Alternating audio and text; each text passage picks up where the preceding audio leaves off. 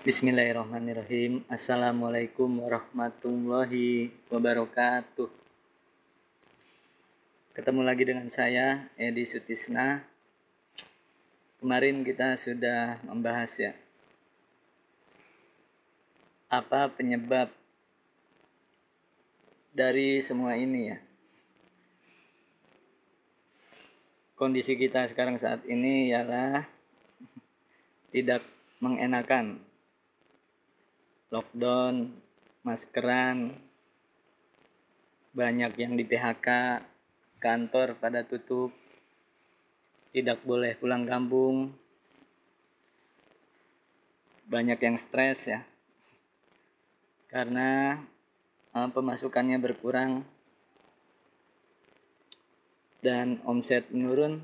Kemarin kita sudah bahas, ini semua sudah ada takdirnya ya. Ini semua sudah ada takdirnya. Sudah digariskan dan sudah ditakdirkan oleh Allah Subhanahu wa taala. Ya. Setelah kita tahu ini semua sudah takdir, maka apa solusinya? Kemarin kita sudah bahas ya. Solusinya ialah ridho atas semua takdir yang sudah Allah tetapkan.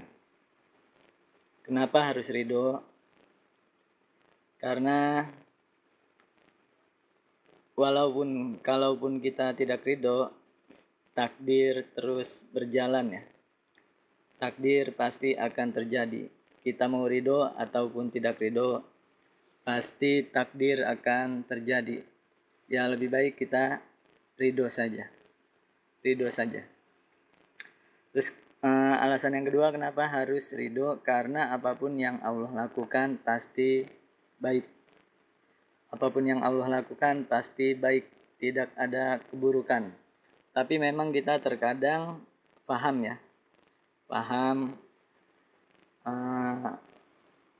atas yang Allah lakukan. Terkadang kita tidak paham ya, tidak mengerti apa hikmahnya ya, di balik semua ini. Ya. Yang penting kita harus tahu apapun yang Allah lakukan pasti baik ya. Tidak ada keburukan di situ. Terus yang ketiga, kenapa harus ridho? Kemarin kita sudah bahas juga, karena memang manusia, karena memang makhluk tidak bisa mengurus dirinya sendiri, maka Allah yang ambil alihnya. Allah yang urus sistem kehidupan di bumi ini atau di alam semesta ini melalui takdir ya. Ya seperti adanya malaikat, adanya manusia, adanya jin, adanya planet-planet, adanya matahari, adanya siang, adanya malam, dan adanya sistem yang terjadi di dunia ini. Termasuk adanya kejadian kita pada saat ini, yaitu kita sedang terkena wabah ya. Terkena wabah itu bagian dari takdir Allah ya. Bagian dari takdir Allah. Terus selanjutnya bagaimana caranya supaya kita bisa ridho? Bagaimana caranya ridho? Ridho itu ada dua arah ya. Ridho itu ada dua arah seperti di surat At-Taubah ayat 100 ya. Di surat At-Taubah ayat 100 di situ panjang ya ayatnya, cuman saya yang ingin garis bawahi ialah Allah ridho kepada mereka dan mereka ridho kepada Allah. Allah ridho kepada mereka dan mereka pun ridho kepada Allah. Ini kisah kaum Muhajirin dan Ansor ya. Dia ridho kepada Allah dan Allah pun ridho kepada dia. Jadi dua arah ya. Di samping kita mencari keridhoan Allah, kita juga harus ridho terhadap apapun semua keputusan Allah yang sudah Allah gariskan melalui takdir ya. Takdir. Kemudian selanjutnya saya ingin memberikan contoh ya, bagaimana seseorang bisa menerima takdir ya. Ada contoh orang yang berhasil ya. Ada orang yang berhasil menerima takdir ya. Saya ceritakan.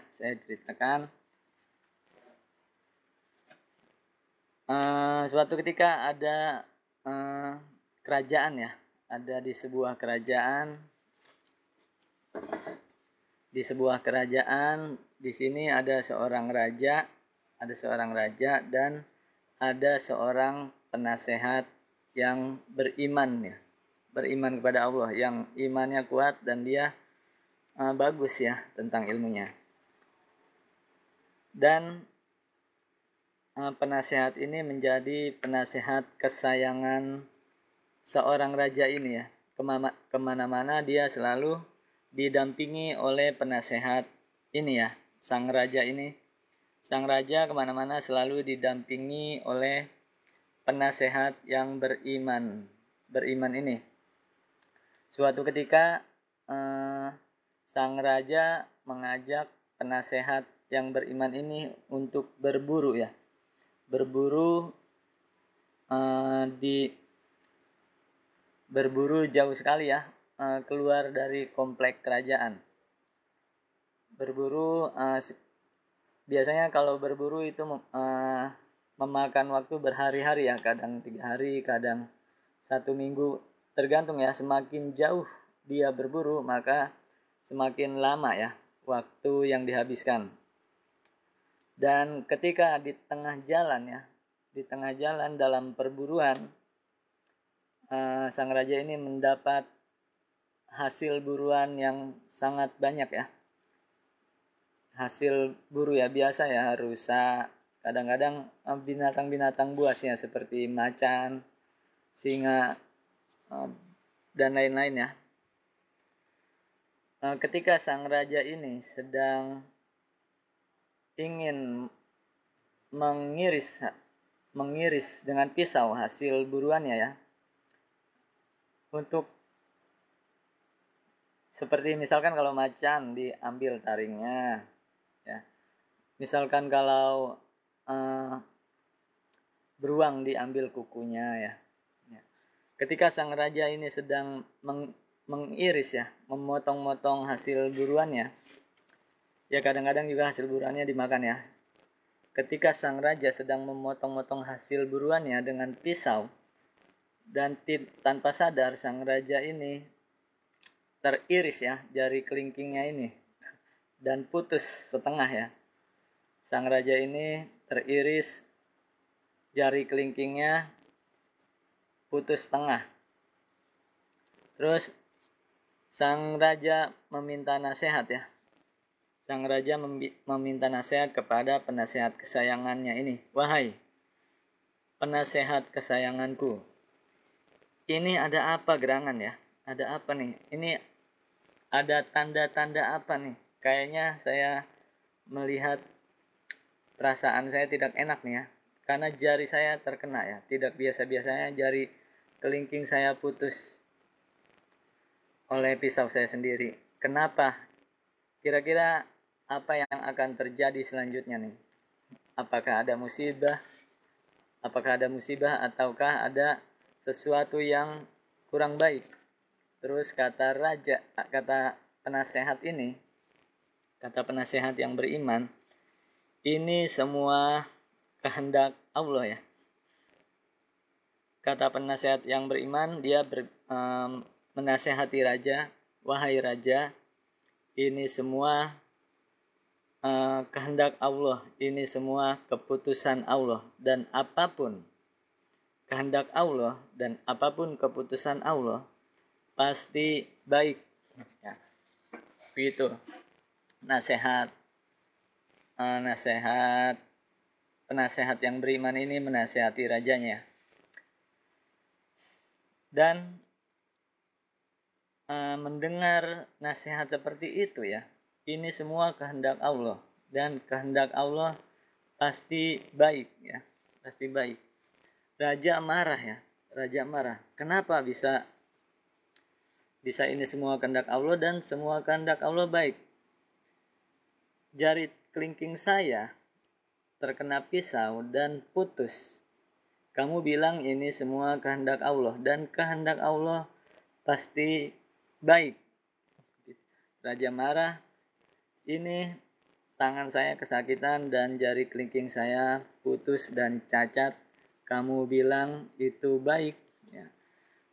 Nah, sang raja ini marah ya, marah kepada penasehat tersebut.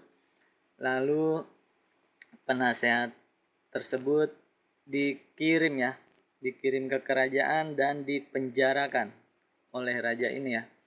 Dipenjarakan ke penjara bawah tanah yang gelap ya. Ke penjara bawah tanah yang gelap. Kemudian beberapa hari berlalu ya. Beberapa minggu pun berlalu.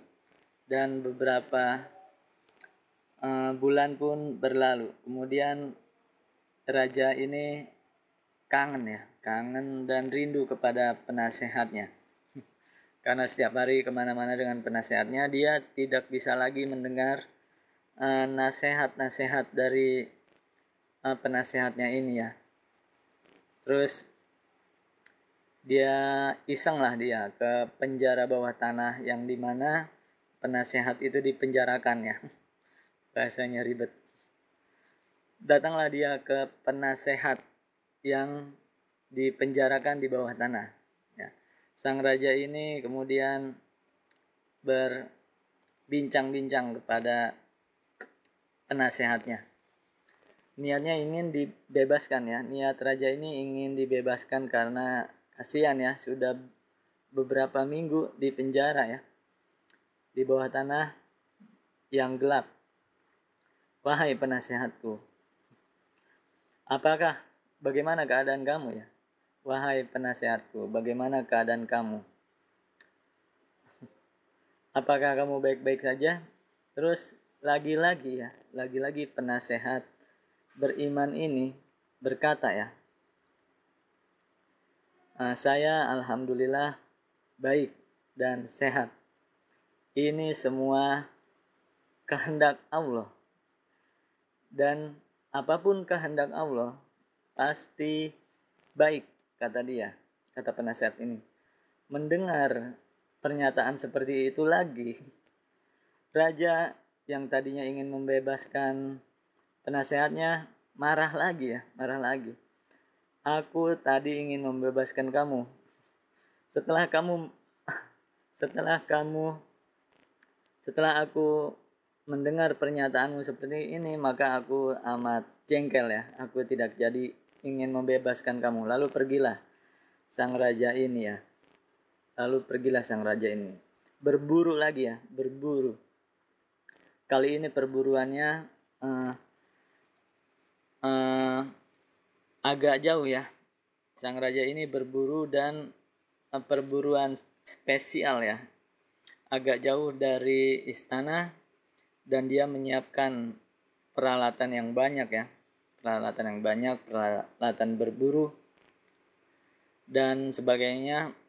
Kemudian sang raja ini berburu bersama rombongannya. Tanpa didampingi oleh penasehat kesayangannya. Berburulah dia memasuki wilayah yang jauh sekali.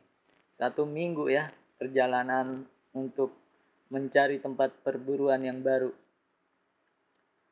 Kemudian di tengah hutan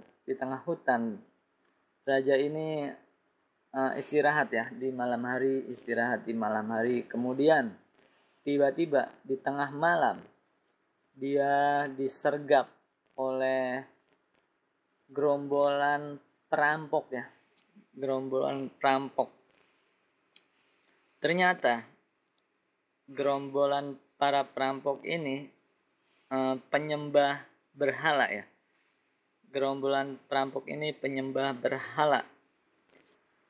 Sebagian orang dibunuh ya, sebagian orang dibunuh dan sebagiannya lagi diikat ya, diikat untuk dijadikan sesajen untuk para berhalanya ya, diikat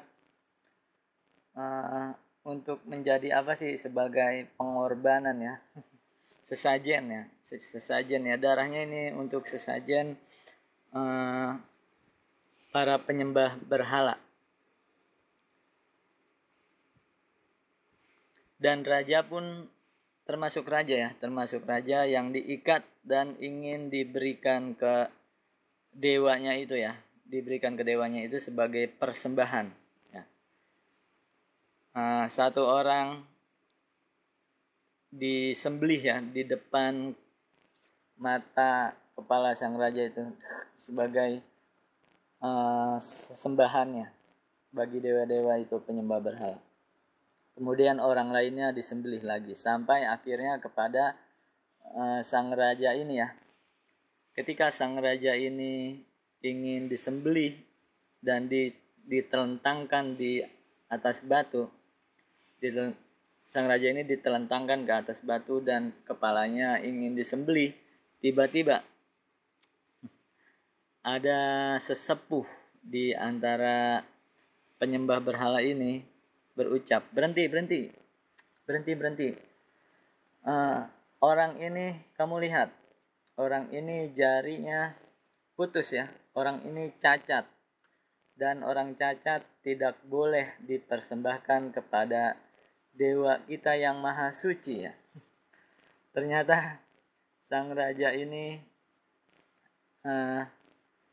dibilang, dia lihat nih jari kelingking sang raja ini putus, berarti orang ini cacat ya, dan orang cacat tidak boleh dijadikan sesembahan untuk dewa kita.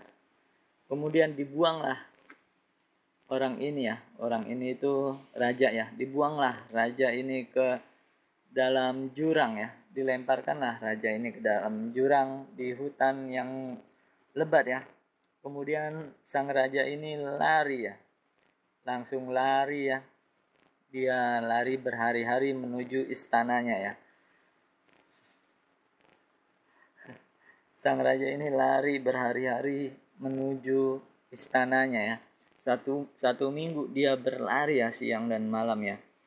Dengan lelahnya sampai akhirnya sang raja ini berhasil menuju istananya ya. Kemudian orang yang pertama kali dia temui ialah penasehat yang beriman ini. Wahai penasehatku, penasehat kesayanganku, kamu benar katanya. Kamu benar, apapun, semua ini adalah keputusan Allah. Semua ini adalah kehendak Allah. Apapun yang Allah takdirkan ya, apapun keputusan Allah itu baik. Ini buktinya nih, gara-gara tangan saya ya yang putus, saya tidak jadi disembelih oleh orang-orang penyembah berhala itu ya, karena saya dinyatakan cacat ya. Berarti ini kelingking saya putus ini kehendak Allah, dan memang kehendak Allah yang terbaik ya. Dan dia baru sadar ya. Dia baru sadar, sang raja ini baru sadar dan baru nyampe ya ilmunya atau logikanya apa yang dikatakan penasehatnya ya. Kadang-kadang teman-teman kita memang kadang-kadang kita memang mengerti ya, ada yang mengerti hikmah dari setiap kejadian. Kadang-kadang juga kita tidak mengerti ya. Kadang-kadang kita juga banyak ya tidak mengerti di balik hikmah ya. Hikmah apa di balik kejadian ini ya? Tapi yang harus kita pahami ialah ini semua kehendak Allah ya. Kehendak Allah melalui takdir ya. Kehendak Allah yang sudah Allah konsep melalui takdir. Dan semua kehendak Allah, semua keputusan Allah pasti baik. Pasti baik. Walaupun kita sekarang belum mengerti, tapi yang harus kita pahami pasti baik. Semua keputusan Allah pasti baik. Dan kemudian si penasehat yang beriman ini dibebaskan, diberikan harta lagi ya. Diberikan harta yang banyak, diberikan segala macam kebutuhan, dan sudah bersih ya, dikasih pakaian yang bagus dan sudah bersih, dan dia kembali menjadi penasehat raja lagi ya. Terus dalam perbincangan santai antara penasehat raja, antara raja dan penasehat raja yang beriman ini, sang raja bertanya kepada penasehatnya, "Saya masih heran," kata sang raja, "saya masih heran kenapa kamu ketika berada di penjara yang gelap, yang kumuh, yang bau, yang tidak sehat, kamu masih bisa berkata, ini semua kehendak Allah dan semua kehendak Allah pasti yang terbaik." Gitu. Dia bertanya ya kepada penasehatnya. Kemudian penasehatnya bilang ya, "Bagaimana tidak terbaik, wahai raja?